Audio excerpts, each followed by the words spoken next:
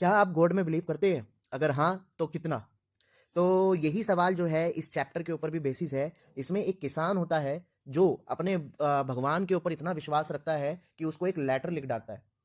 क्यों लेटर लिख डालता है और किस लिए लिखता है और बदले में उसका भगवान से कोई रिप्लाई आता है या नहीं आता है, वो सब जानने के लिए आइए स्टार्ट करते हैं हम क्लास 10th का चैप्टर 1 इंग्लिश का फर्स्ट फ्लाइट बुक का अ लेटर टू गॉड।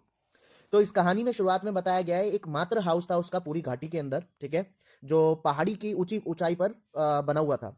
इतनी ऊंचाई पर कि वहां से आप पूरे एरिया की नदी देख सकते हैं और उसके पके हुए कोर्न के मैदान को भी देख सकते हैं। मतलब उसके पास एक खेती करता था वो, तो उसने क्या उगा रखा था खेतों के अंदर? मक्का, कोर्न उगा रखा था, जिसके अंदर सुंदर सुंदर जो है फ्लावर्स खिले हुए थे और देखकर लग रहा था कि बहुत अच्छी फसल होने वाली है। पर चाहिए क्या उसे अब अच्छी फसल होने के लिए? बस थोड़ी सी बारिश हो जाए और बारिश के पानी पड़ते ही फसल जो है उसकी खिलखिला उठेगी। तो पूरी सुबह लेंचो जो है खेत में खड़ा होकर आसमान की तरफ देखता रहा और चेक करने के लिए कि भाई बारिश का मौसम बन रहा है या नहीं।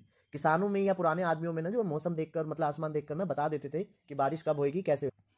अब तो आसमान देखकर वो अपनी वाइफ को कहता है कि आज तो भैया बारिश होने वाली है। The women who was preparing supper replied yes God willing. तो उसकी वाइफ क्या कहती है? हाँ, सब भगवान की मर्जी है। तो वो ही नहीं, उसकी वाइफ भी जो है भगवान में बहुत अटूट विश्वास रखती थी। और जो उनका बड़ा लड़का था वो खेतों में काम कर रहा था और छोटा जो लड़का था उनका वही घर के आसपास खेल रहा था। तभी जो है उनकी मम्मी उन्हें आवाज लगाती है और बोलती है कि आ जाओ, डिनर रेडी है।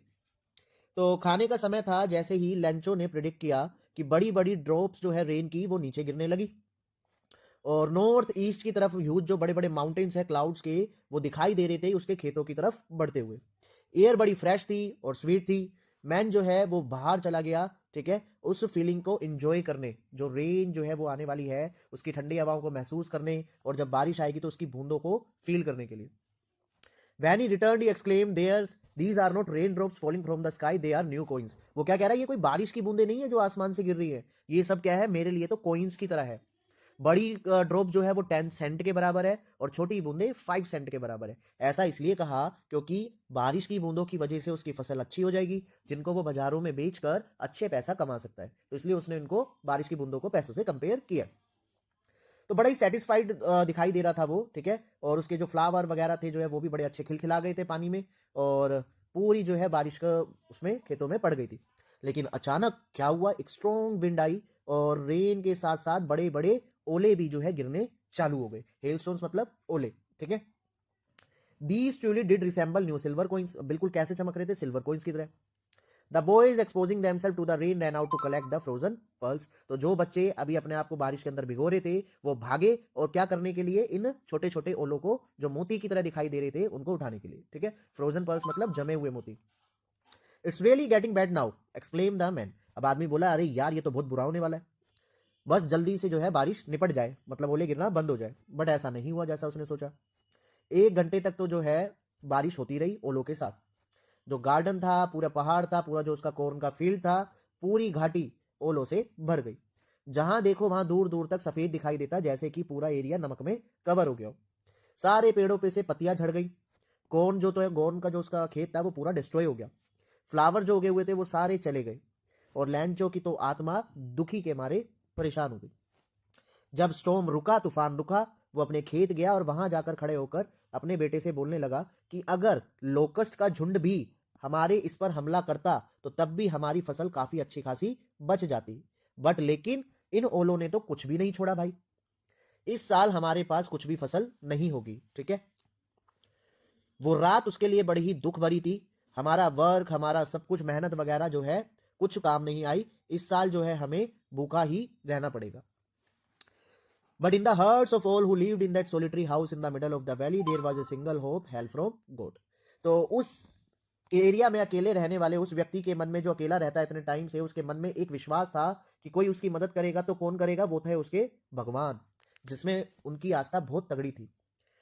Don't be so upset even though this seems like a total loss, remember no one dies of hunger. तो अपसेट मत हो, ठीक है। ऐसा लगता है कि जैसे कि हमारा टोटल लॉस हो गया हो, बट याद रखो कि कभी भी कोई व्यक्ति भूख से नहीं मरा है। Although the night Lancho thought only of his only one hope, the help of God, whose eyes, as he had been instructed, see everything, even what is deep in one's conscience. Lancho was an ox of a man working like an animal in the fields, but still he knew how to right. देखो इसमें बताया गया है कि भले ही जो है लैंचो एक बैल की तरह अपने खेतों में लगा रहता था, सारे दिन काम करता था, मेहनत करता था, उसका जो विश्वास है गॉड पे, ठीक है, उसकी आंखें जिस तरीके से उसे सब कुछ देखने को दिखाती थी, तो उससे बहुत ज्यादा गहरा संबंध था उसे किस पे, राइट और रॉन्ग को लेकर, है ना। तो वो क्या कर रहा है, वो कुछ भी हो चाहे कैसा भी हो, खेत में काम करता हो, बट वो जानता था कि लिखना कैसे है, ठीक है, उसे मतलब लिखना आता था। ज्यादातर क्या होते हैं किसानों को आप समझोगे कि पढ़े लिखे नहीं होते हैं तो उन्हें लिखना नहीं आता होगा, बट लैंचो अच्छा खासा पढ़ा लिखा था, उसे लिखना आता था। तो जो भी संडे आने वाला था उस दिन उसने क्या करा, उसने एक लेटर लिया और उस पर लिखना चालू करा, ठीक है। और लेटर लिखने के बाद जो है उसने मेल बॉक्स में डाल दिया। उसमें कुछ नहीं, बस एक लेटर था जो भगवान के नाम पर था। और एड्रेस में उसने क्या डाला, सिर्फ गॉड।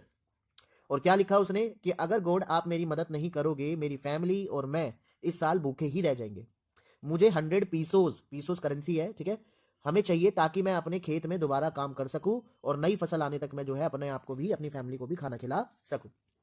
लेकिन हेल स्टॉर्म्स की वजह से जो है मेरी सारी फसल खराब हो गई है, तो मैं, मेरे को जो है थोड़ा पैसा दे दो।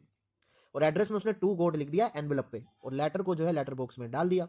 और टाउन जाके, ठीक है, वहां पर क्या करा उसने, पहले तो वो गया ऑफिस में और उसने एक स्टैंप ली और स्टैंप जो है लेटर पे लगाई और मेल बॉक्स में डाल दी। अब उनमें से एक एम्प्लॉई जो कि पोस्टमैन था और वो हेल्प करता था पोस्ट ऑफिस में, वो अपने बॉस के पास गया हंसते हंसते, और उसने वो लेटर दिखाया जिसपे गॉड लिखा हुआ था। पोस्टमैन ने अपनी पूरी जिंदगी में कभी ऐसा लेटर नहीं देखा था। भाई किसने ही देखा होगा कि कभी कौन भगवान को लेटर लिखता है ना। तो इसलिए वो हंस रहा था पोस्टमैन। जो पोस्ट मास्टर था वहां का, एक बड़ा सा फैट और फ्रेंडली बिहेवियर वाला था, ठीक है, वो भी ये सब देख के हंसने लगा। लेकिन थोड़ी देर में ही वो सीरियस हो गया और उसने क्या करा, जो है लेटर को डेस्क पे पटका और बोला, वाह क्या विश्वास है, I wish I had the faith of the man who wrote this letter. मेरा भी काश इतना विश्वास होता भगवान के ऊपर। Starting up a correspondence with God, so in order not to shake the writer's faith in God, the postmaster came up with an idea. अब वो चाहता था कि यार बड़ा ही अटूट विश्वास है उसका भगवान के ऊपर, अगर भगवान ने उसकी मदद नहीं करी तो उसका ये विश्वास टूट जाएगा, जो कि भगवान कर नहीं पाएंगे, जो भी उसने जिस तरीके से भी हरकत की है ना। तो उसने कहा कि यार इस लेटर का तो जवाब देना पड़ेगा, है ना। तो उसने उसको खोला। It was evident that to answer it it need something more than goodwill. तो जैसे उसने लेटर खोला तो उसे समझ में आया कि भाई सिर्फ रिप्लाई और अच्छे काम से ही उसका काम नहीं चलने वाला। वो तो सोच रहा था कि भाई रिप्लाई करना है कुछ, उसने गॉड से ऐसे कुछ thank you bank you later लिखा होगा तो उसका रिप्लाई कर दूंगा, वो भी खुश हो जाएगा। पर उसे पता लगा यार उसमें तो पैसों की डिमांड की गई है, ठीक है, और उस डिमांड को पूरा करने के लिए अब उसे पैसे चाहिए। अब वो अटक गया अपने रेजोल्यूशन पर। तो उसने क्या करा, लेकिन उसने तो ठान ली थी कि मेरे को उसका जवाब देना ही है। तो उसने कुछ मनीज जो है अपने एम्प्लॉइज से और कुछ पैसा खुद से अपनी सैलरी में से और अपने दोस्तों से इकट्ठा किया और जो है एक चैरिटी के नाम पर जो है उसको पैसों को इकट्ठा करके उसको देने के लिए तैयार हो गया। लेकिन ये इम्पॉसिबल था उसके लिए, 100 पीसो इकट्ठा करना बहुत पैसा था वो, है ना। तो इसलिए वो फार्मर को सिर्फ 70 पीसो, जो अभी लिखे नहीं है नीचे मेंशन होंगे, तो वही इकट्ठा कर पाया, ठीक है, और सिग्नेचर कर दिया उस पर गॉड के।